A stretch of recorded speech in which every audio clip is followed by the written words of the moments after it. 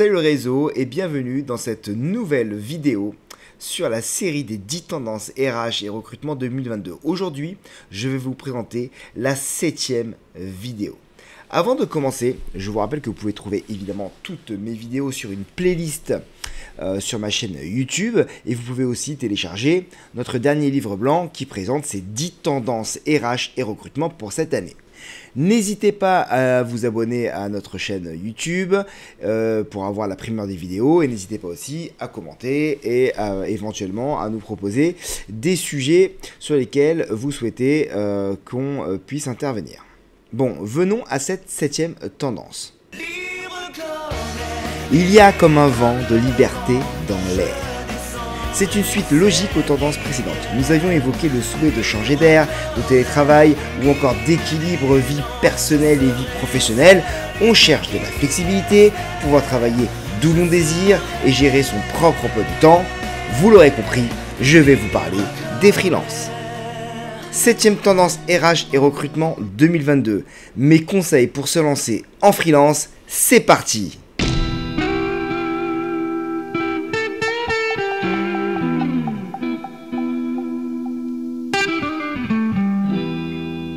Et oui, devenir son propre patron, gérer ses horaires, travailler partout, être indépendant quoi. Eh bien oui, ça peut faire rêver plus d'une personne. Devenir freelance et accéder à une certaine forme de liberté. Mais attention, il y a aussi des responsabilités et des comptes à rendre. Ce statut peut vous rendre la vie merveilleuse, tout comme il peut devenir votre pire cauchemar. Mais avant de commencer, un petit peu de pédagogie. Le mot freelance est un anglicisme pour désigner un travailleur indépendant et donc non salarié et sans lien hiérarchique avec son employeur. En France, on dénombrait 1,3 million de personnes avec le statut de freelance en 2021. Ce nombre est en forte croissance depuis de nombreuses années et ce statut d'indépendant a connu une explosion devenue quand ? Pendant la pandémie du Covid-19 en 2020. Et d'après une étude menée par le site freelance.com, on estime qu'en 2030, il devrait être 1,54 million. Toujours d'après cette étude, ce statut séduit les jeunes comme les moins jeunes avec un âge moyen de 45 ans. En revanche, il y a plus d'hommes que de femmes qui se lancent dans le freelance avec 21% des hommes actifs contre 12% des femmes actives. A l'origine, ce statut d'indépendant séduisait les métiers du digital, du marketing, de l'IT ou de la création, qui restent clairement les plus représentés, mais de plus en plus de métiers divers et variés sont rattrapés par cette tendance de fond. Je pense notamment aux métiers commerciaux ou administratifs et comptables par exemple. Alors pourquoi se mettre à son compte et tenter l'aventure du freelance ? Tout d'abord, il n'y a pas une règle absolue. Chaque personne, chaque expérience est différente. Votre environnement familial, votre âge ou encore l'évolution de votre projet professionnel peut vous amener à faire ce choix. Voici les principales raisons qu'on peut retrouver chez les freelanceurs. Choisir ses propres clients, ses propres missions. Organiser ses journées comme on l'entend. Faire le choix des lieux de travail, et oui, freelance ne veut pas forcément dire télétravail, décider de son propre salaire, et évidemment se créer son équilibre vie professionnelle et vie personnelle. Mais une fois qu'on a dit ça, pensez-vous vraiment que tout le monde peut se mettre à son compte ? Voici les qualités pour réussir en tant que freelance. Avant tout, savoir se vendre. Et avoir un super relationnel. Il faut faire le commercial. Et ça, je peux vous assurer que ça ne s'improvise pas. Et quand on fait du commercial, on ne facture pas. Et quand on est en prestation, on ne fait pas de commercial. Commencez à comprendre la difficulté de l'exercice. Deuxième conseil, être multitâche. Un vrai touche-à-tout qui passe du comptable au marketing et du commercial à l'informaticien. Il faut être agile avec les outils digitaux.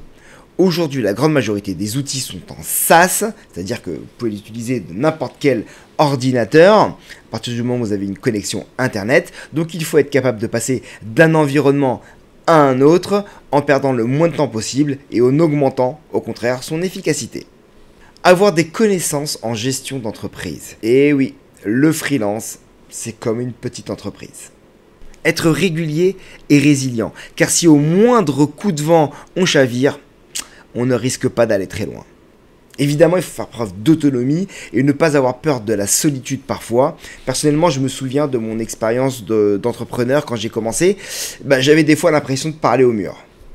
Alors, est-ce que vous cochez toutes les cases? Si oui, voici mes conseils pour vous lancer dans le monde du freelance. Premier conseil, lancez-vous dans un métier et sur un marché que vous connaissez par cœur. Sauf si vous avez un matelas confortable, je parle de finance évidemment, qui vous permet de voir venir, vous n'aurez pas le temps d'apprendre un nouveau métier, un nouveau marché, de nouveaux codes et encore moins tout seul. Donc, faites ce que vous connaissez. Deuxième conseil, n'ayez pas peur de l'échec. Vous connaissez tous cette fameuse phrase de Michael Jordan. J'ai raté 9000 tirs dans ma carrière, j'ai perdu presque 300 matchs, 26 fois on m'a fait confiance pour prendre le tir de la victoire et j'ai raté. J'ai échoué encore et encore et encore dans ma vie. Et c'est pourquoi je réussis. Troisième conseil, apprenez de vos erreurs et de vos succès. Et là, je vous citerai Nelson Mandela, la fameuse phrase « Je ne perds jamais, soit je gagne, soit j'apprends ».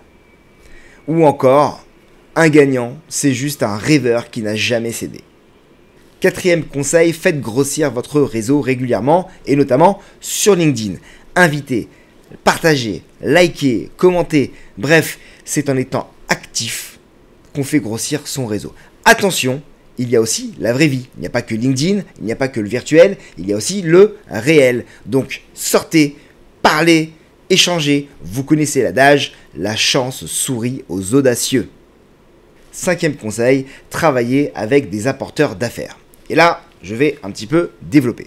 Le newbies, ça se paye. Et donner une commission d'apporteur d'affaires pour des missions que vous n'allez pas chercher, ça en vaut la peine. Ne faites pas des économies de bout de chandelle.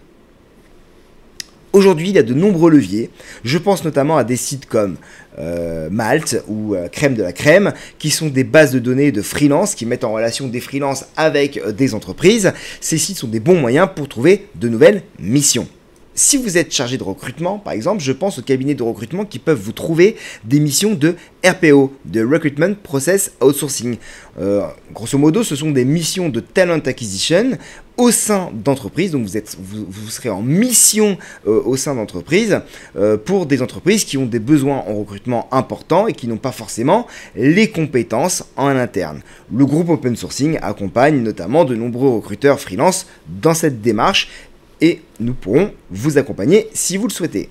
Si vous avez une belle expérience de manager et que vous avez des compétences à transmettre, vous pouvez aussi vous inscrire dans une démarche de management de transition. De nombreuses entreprises n'ont pas forcément les compétences en interne pour mener à bien leurs projets. Et c'est là que le management de transition est une réponse à de nombreuses situations. Par exemple, si vous avez une belle expérience en tant que DAF, RAF, DRH, DSI, DIRCO, bref, des fonctions managériales, un cabinet comme Open Transition peut vous trouver des missions de management de transition, soit pour en faire votre principale activité, ou le temps de trouver une nouvelle opportunité en CDI. Et enfin, dernier conseil, n'ayez pas honte de renoncer si le freelance n'est pas fait pour vous. Ce n'est peut-être juste pas le bon moment. J'ai trouvé une jolie citation de Shafik Keshavi. Il faut distinguer la ténacité de l'obstination, savoir insister et persévérer au bon moment, savoir aussi se retirer et renoncer quand il le faut.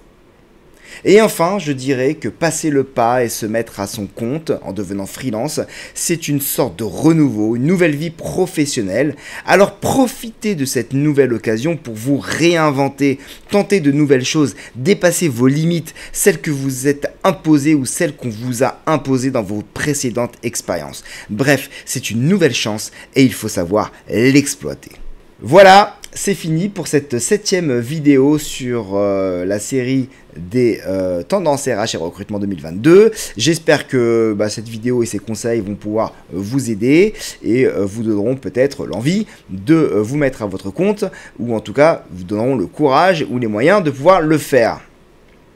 Je vous dis à très vite, soit sur ma chaîne YouTube, soit sur LinkedIn, pour de nouvelles vidéos. Et d'ici là, passez une très bonne journée. Salut le réseau.